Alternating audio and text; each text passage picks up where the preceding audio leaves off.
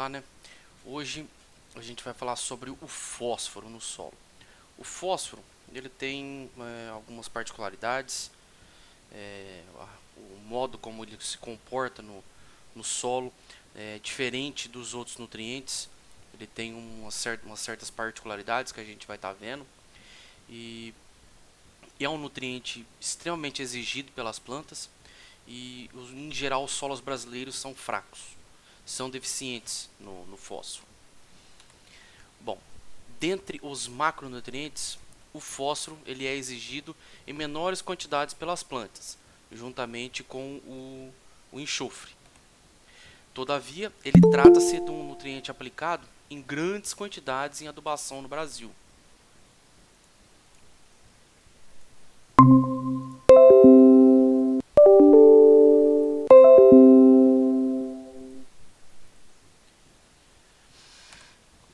Então, ele se trata de um nutriente aplicado em grandes quantidades, tá?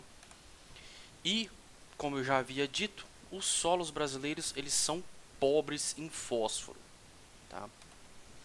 Então, olha aqui, ó. Aqui estão os nutrientes, né, presentes no solo. O fósforo aqui, ó, ele tá aqui, ó.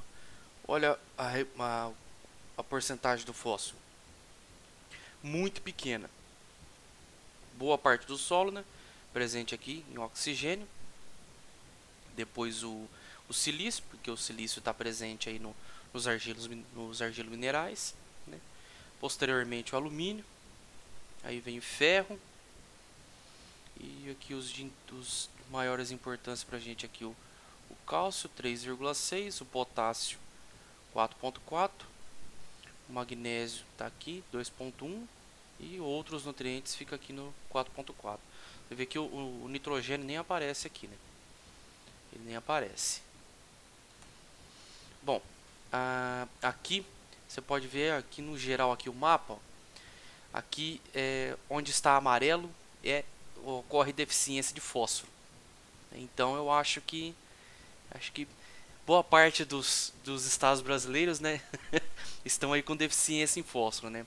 Então você pode ver que aí no geral, é no país todo que a gente tem problema com fósforo, tem deficiência em fósforo. Na planta, o fósforo ele está presente aí nos processos de fotossíntese, no florescimento, no armazenamento e na divisão celular. Então pode ver que ele é um nutriente de extrema importância para a planta, né? Principalmente aqui pela fotossíntese e aqui no florescimento, né? No florescimento aqui principalmente para as culturas frutíferas, né? Que é importantíssimo o florescimento, então ele é muito exigido aqui. Trata-se de um nutriente que mais limita a produção vegetal no Brasil, tá? A fome do solo por fósforo será tanto maior quanto mais ácido for o solo, tá? Então, falando aqui então, a necessidade de fósforo no solo, ela vai ser tanto maior quanto mais ácido for o solo. O que a gente pode fazer aqui para evitar isso aqui então?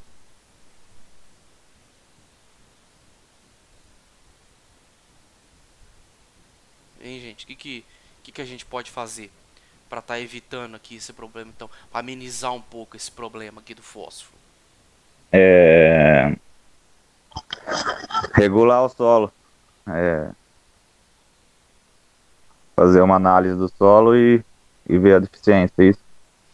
Não, então, mas aqui, ó, tá falando aqui que quanto mais ácido for o solo, mais a gente vai ter problema, né? Então, o que a gente pode estar fazendo para amenizar isso daqui? Que foi assunto de aulas anteriores nossa aí. Fazendo a correção do solo, do pH do solo. Exatamente, calagem. Trabalhar com calagem, então a calagem vai ajudar a gente já a evitar um pouco do problema dessa deficiência de fósforo, porque os íons OH- gerados pelo calcário tomam o lugar dos íons de fósforo fixado e consegue liberar o fósforo para a solução do solo. As formas e como que é as formas e a dinâmica do fósforo no solo, porque ele tem várias formas de presente no solo. O teor de fósforo inorgânico nos solos é muito maior do que o de fósforo orgânico.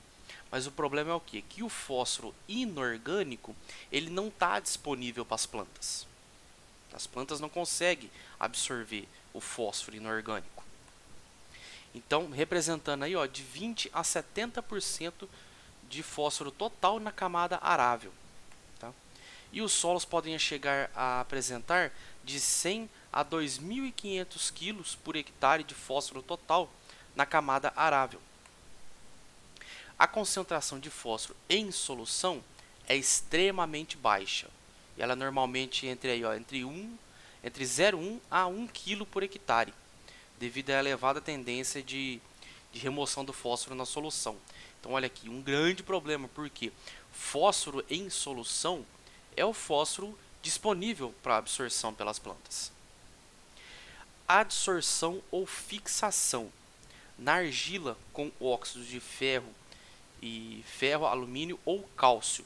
Então o fósforo ele tem um grande problema aqui, ó, de fixação específica dele nos colóides de argila. Tá? E também um problema de precipitação, que a precipitação em solos ácidos ocorre com íons de alumínio ou de ferro, que estão presentes na solução. Então, por isso aqui, ó, calagem, extremamente importante aqui, ó. Então, olha lá, como que ocorre o ciclo dele no solo? É adicionado através de esterco de animal ou de fertilizantes orgânicos, tá? Ou pelo resíduo de plantas, tá? Pode ser adicionado. Deposição atmosférica também e fertilizantes minerais. Então, todos esses aqui são as formas de entrada de fósforo no solo, tá? Então, aqui, desses modos aqui, ó, é fósforo orgânico, microbiológico, resíduo de planta e humus. Esses aqui eles podem ocorrer aqui mineralização desses compostos e aí sim ficarem disponíveis para as plantas, para absorver pelas plantas. Deposição atmosférica e fertilizantes é injeção na veia. Eles já vai diretamente para a solução do solo e ficam disponíveis para as plantas, tá? Problema: lixiviação. É pouco comum, mas ocorre, tá? Perda por erosão também pode ocorrer. Aqui a gente pode ter um problema aqui, ó. Solução de aqui, ó, pegado o fósforo da solução e ocorrer aqui a adsorção desse fósforo. Ele ficar absorvido na argila, nos óxidos de ferro, alumínio ou carbonatos, tá? Ou aqui pode ocorrer o que? Precipitação desse fósforo, tá? E ficar indisponível para as plantas também. Como que ocorrem as transformações do fósforo nas plantas? Fósforo ligado a argila, óxidos e ferro, óxido de ferro ou alumínio, né? Fósforo em minerais secundários, que é fosfato de cálcio, de ferro e de alumínio. Fósforo em minerais primários e apatitas, tá? Todos eles vão para a solução do solo, assim como o fósforo orgânico, que vem de restos de animais, esterco, restos de planta, entre outras coisas. A forma do fósforo na solução do solo. Então, que jeito que a gente pode encontrar o fósforo na solução do solo, tá? Dessas formas aqui, ó, H3PO4, H2PO4, HPO4 ou um tetraóxido de fósforo, tá? Essa fórmula aqui a gente encontra em pH menor do que 5. Essa forma aqui a gente encontra em pH de 4 a 6. Aqui de pH 6 a 9. E aqui pH maior do que 10, que é a faixa de pH que pode ocorrer retrogradação.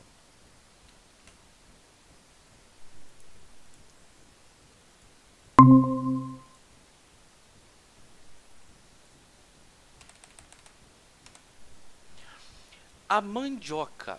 A mandioca necessita de uma concentração de 0,05 micrograma de fósforo por ml e a soja de 0,2 micrograma de fósforo por ml. Concentrações essas sugeridas como adequadas para o máximo crescimento dessas espécies. O fósforo da fase sólida em equilíbrio com a solução do solo é referido como fator quantidade do ponto de vista conceitual de disponibilidade de fósforo. A precipitação de fósforo no solo. Então, como que ocorre a precipitação do fósforo no solo? Olha aqui, ó. Aqui a gente tem uma reação do fósforo com o alumínio da solução. Aqui, ó, é fósforo na solução e o alumínio da solução. O que acontece? Ele vem para cá, fica fixado com o hidróxido de alumínio, tá? E fica passado a fazer o que? Fósforo não lábil. Aqui ele reage com o ferro do solo e ocorre também uma reação e ele fica indisponível, fósforo não lábil também. E aqui ele reage com o cálcio do solo, ficando não disponível para as plantas também. Nesse caso aqui ocorre só com pH alto. Olha aqui, ó, os compostos que ele fica fixado. São esses dois aqui, ó, monetita e varicita. Ele fica fixado aqui. Fica indisponível para as plantas.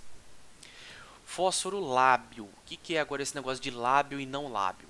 O fósforo lábil é fósforo precipitado em equilíbrio com o fósforo da solução. Precipitado, ele fica em reações com o ferro e o alumínio. E o fósforo não lábil é o fósforo estável, que fica em minerais de cálcio, que aqui ele não volta para a solução do solo, tá? Ele fica adsorvido na argila do solo. Então aqui, quanto mais argiloso o solo, mais prováveis problemas a gente vai poder ter com deficiência de fósforo.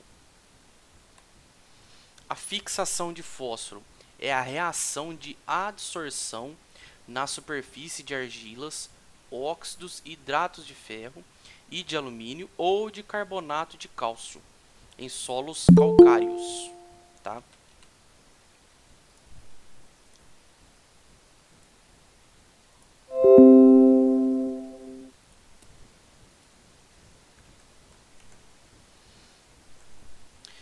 A adsorção de fósforo ela ocorre através de ligação covalente de alta energia. Então, o problema aqui é o fósforo, quando ele fica fixado, quando ele fica absorvido nas argilas, ele não consegue ficar disponível novamente, não consegue voltar para a solução do solo por causa disso aqui, ó, de uma ligação covalente. As ligações covalentes são ligações muito fortes entre os elementos, que é difícil de quebrar.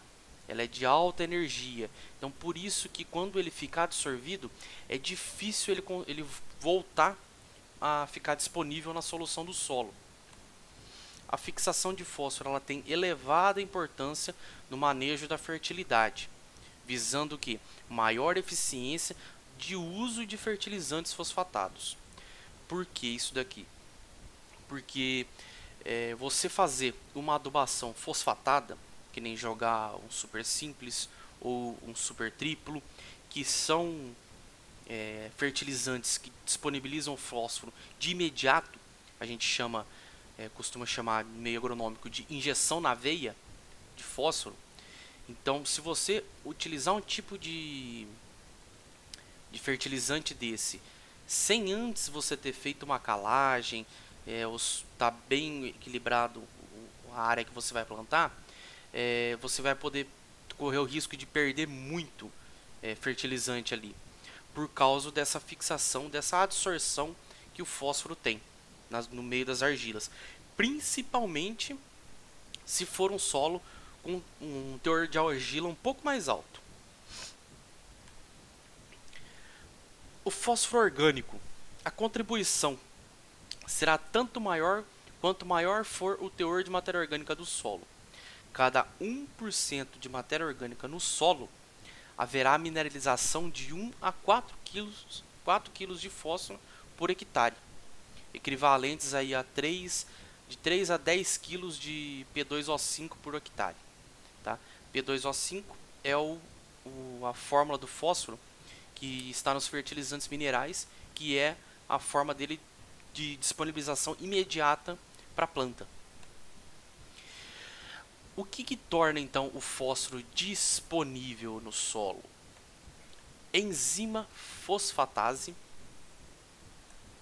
A fosfatase pode ser produzida por raízes de plantas e excretada para a rizosfera, e pode ser produzida por diversos micro-organismos. Tá? Então aqui, ó, micro-organismos, já citando aqui as micorrizas, que são o quê? São fungos, né, presentes no solo. São fungos associados às raízes das plantas que promovem o mutualismo. Mutualismo é uma relação entre dois organismos benéfica entre raízes de plantas e fungos do solo. Tá? E agora os fatores que afetam a disponibilidade do fósforo, então. O fator intensidade, que representa a concentração de fósforo na solução. O fator quantidade, que representa o que? O fósforo lábil, que é o fósforo disponível, que passa para a solução. O fator capacidade, que é o que? O poder tampão, que é representado aqui pelas condições do solo em manter o fósforo na solução em níveis adequados. Pelo que? Dissolução do elemento da fase sólida. Tá? A fase sólida é o que? É a nossa reserva, é a reserva do solo. Tá?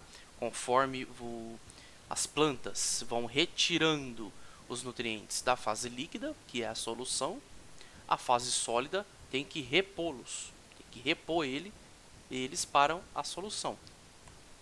E o fator difusão, que é a migração do íon fosfato da superfície da fase sólida até a superfície das raízes. Agora, extratores. Quando a gente faz uma análise de solo, tem dois tipos no Brasil que são utilizados para extrair o fósforo daquela amostra de solo que a gente manda para o laboratório para fazer a análise, né? No Brasil, em São Paulo, a gente usa o extrator, a gente usa resina, tá?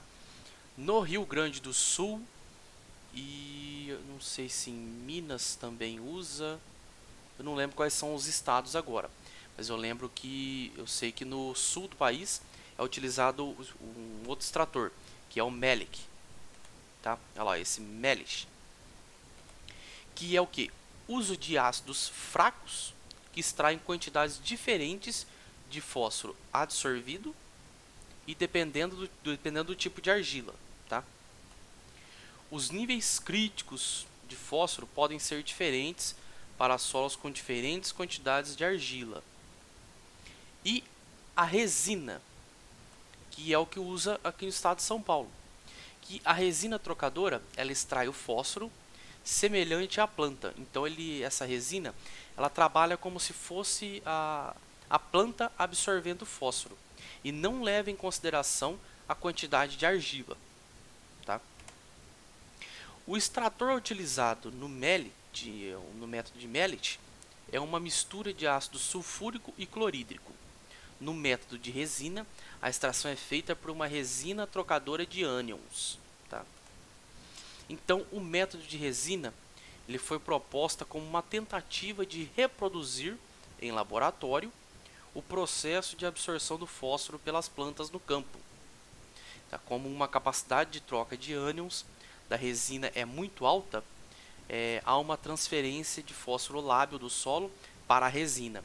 Então, por que o método de resina ele é mais preciso para extrair o fósforo? Porque ele simula a absorção das plantas. Então, o fósforo que está fixado no solo, nos colóides de argila, a resina não vai extrair eles.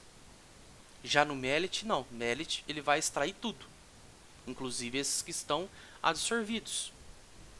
Então, de uma certa forma, o MLX extrai tudo, né? Aí depois, quando você vai fazer a recomendação de adubação, você vai estar considerando o fósforo que não está disponível para as plantas.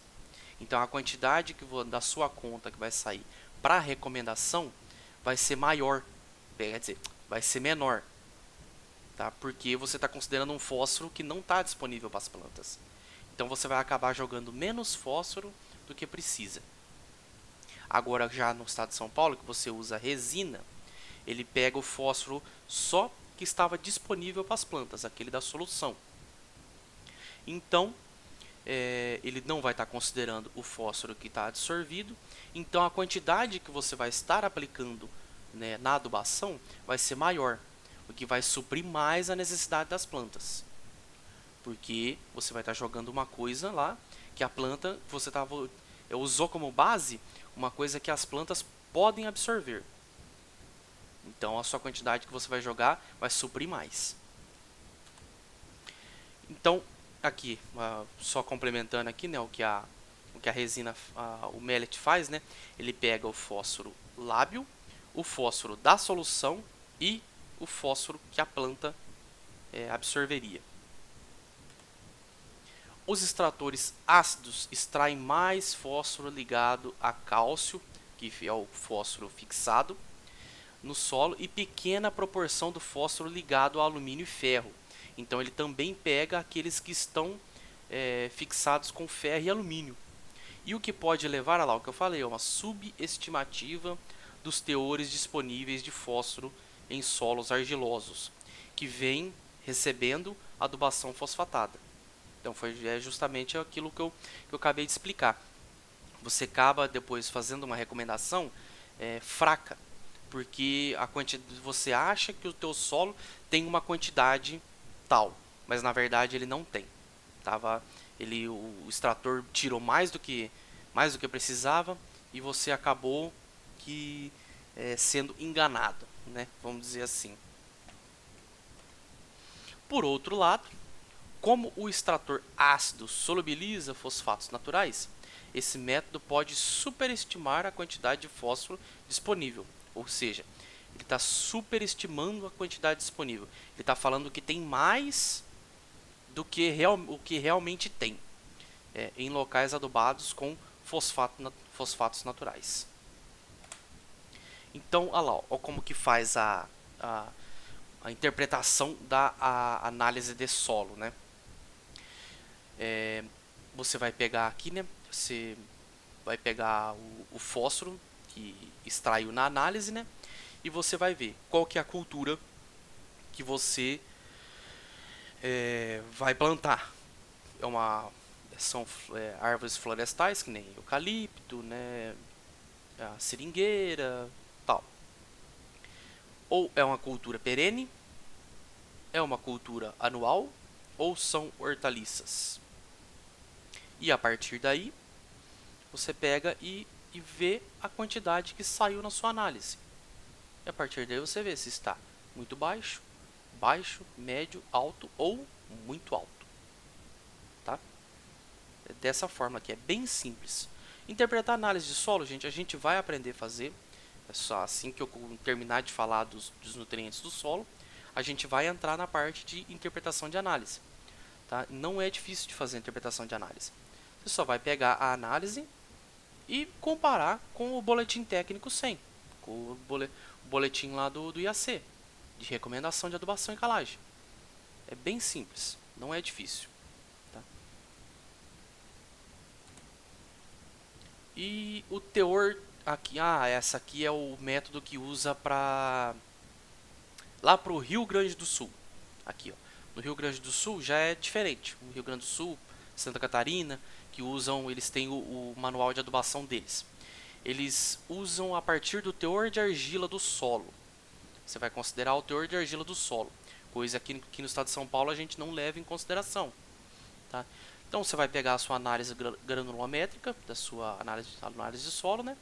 E vai ver qual que é a porcentagem de argila que você tem no seu solo. É menos de 20? É de 20 a 40? É de 40 a 60? Ou é maior do que 60% de argila? Aí você vai pegar, a partir do que foi visto na análise, o teor de fósforo, e vai ver se ele vai estar muito baixo, baixo, médio ou bom. Tá? Você vê no estado de São Paulo,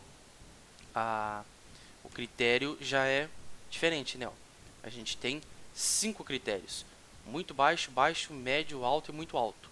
Aqui a gente tem só 4 critérios. Agora, só para a gente dar uma analisada, né, a resposta do fósforo de algumas culturas, né, aqui, ó, pelo milho, pelo trigo e arroz, a soja e o feijão, tá lá. O fósforo extraído por resina e aqui o rendimento potencial de grãos, tá? Então aqui, ó, quanto mais, olha lá, conforme crescente, né, conforme vai aumentando a dosagem de fósforo, vai aumentando o potencial produtivo das culturas, né? Ó, tanto o milho foi o mais expressivo, né? Ó. Aí tem o trigo e o arroz e a soja.